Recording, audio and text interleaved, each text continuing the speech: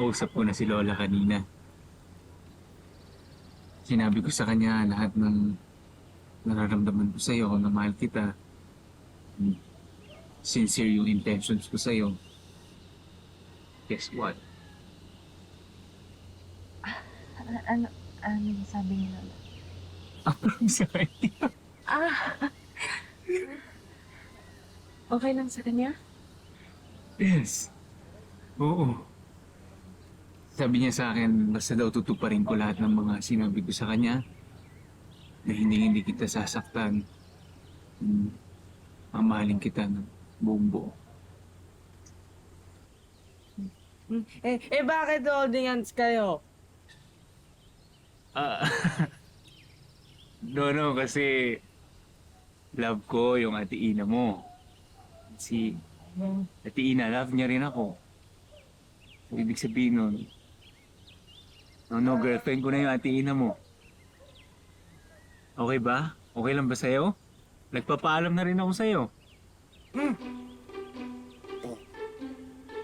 Uy! Mag-uusap tayo mamaya, ah.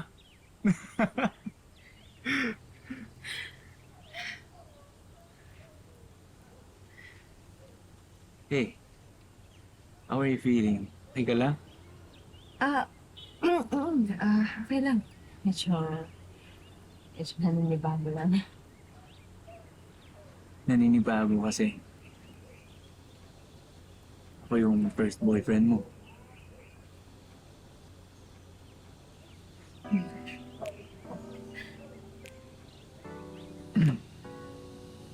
Ina. Sana ako na rin yung last. Ay gusto ko sabihin sa'yo na hindi ko sasayangin yung chance ang binigay mo sa ina ko yung...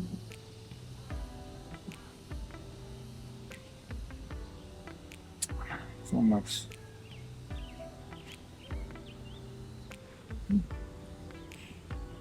Ang busy Lolo. Oo nga, ginanon ako. Ano? Kasi hindi mo.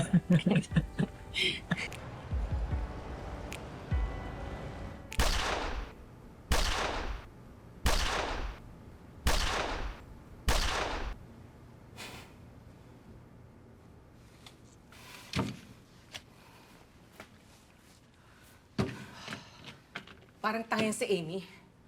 Lasing na lasing. At hindi raw niya matatanggap na wala na sila ni Yuan. Sabi mo lang kay Amy na konting tiis na lang. At kapag nakuha na natin yung mga kailangan natin sa pamilya de la Costa, kahit na ano pwede na niyang bilhin. Gusto niya, bilhin pa niya si Yuan eh. No! Leche siya. Pag nasa atin na ang kumpanya, hindi ko siya gugustuhin makatuluyan ni Amy. Bagay, you're right. Ngayon lang naman may silbi sa atin yung magkapatid na yan, no? Kasi nga, nasa kanila majority shares. At ito namang si Joanna, nagmamatigas pa rin. Kahit na pinapalabas na nga natin na malaking utang ng kumpanya. At pati yung restaurant ni Madam Oraya, ayaw pa rin bitawan. Ano ka ba, Nani? Relax, okay? Huwag mo naisipin yan kasi nagawan ko na ng paraan yan. All we have to do is to pressure Joanna. We need the drastic move. Gigipitin natin siya. Kasi nakapagpagawa na ako ng fake documents, that will blow her mind. Okay?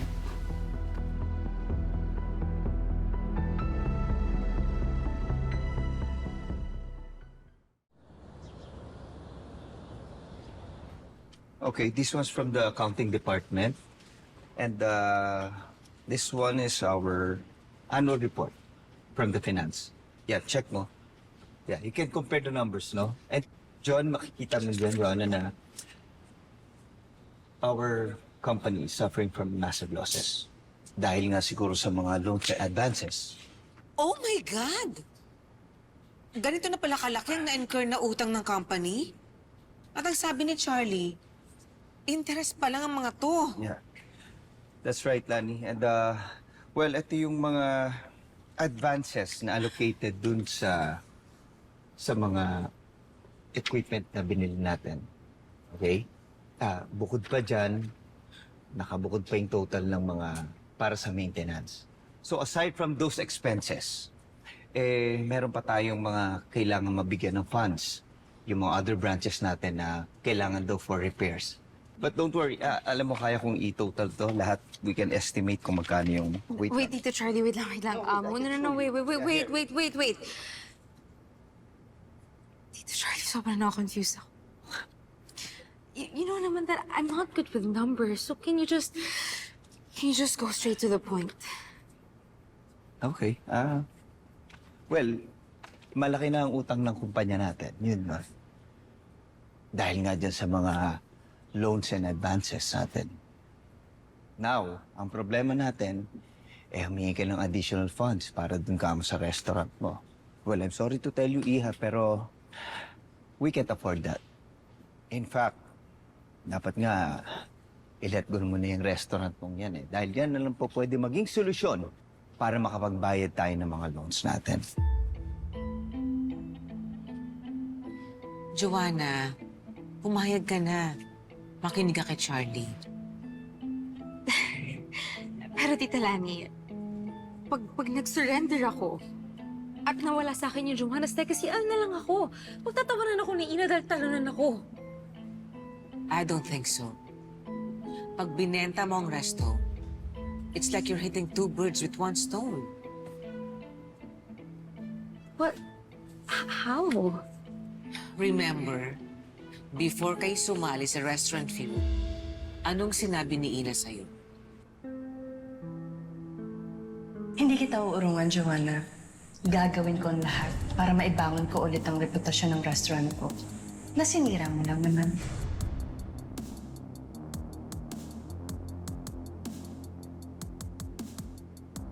Obviously, planong agawin ni Ina ang resto mo kasi yun ang dating Oreyas. Kung gusto mong makaganti, use that against Ina. I get it. I can attack her from where it would hurt her the most. Ano ba makakasakit kay Ina? Kundi ang mawala at masira ang bagay na gustong-gusto niyang makuha.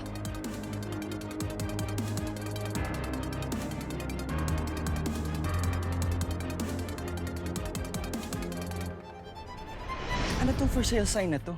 Nagulat din ako, sir. Pinalagay yan ni Ma'am Joanna kanina. So alam mo na yung tungkol sa pagbenta sa restaurant ni Lola? Hindi. Ngayon ko lang nakita yung sign na yan. Kung totoo yung sinasabi mo, may konti ka pang pagpapahalaga kay Lola. Pigilan mo si Joanna. Hindi mo maintindihan. Pangako, Bola, gagawa ko ng paraan para hindi mapunta sa ibang restaurant. Nung sinabi mo pala talaga na gagawin mo kahit ano, totoo pala. But before we go to the next challenge, I want you to kiss my shoes.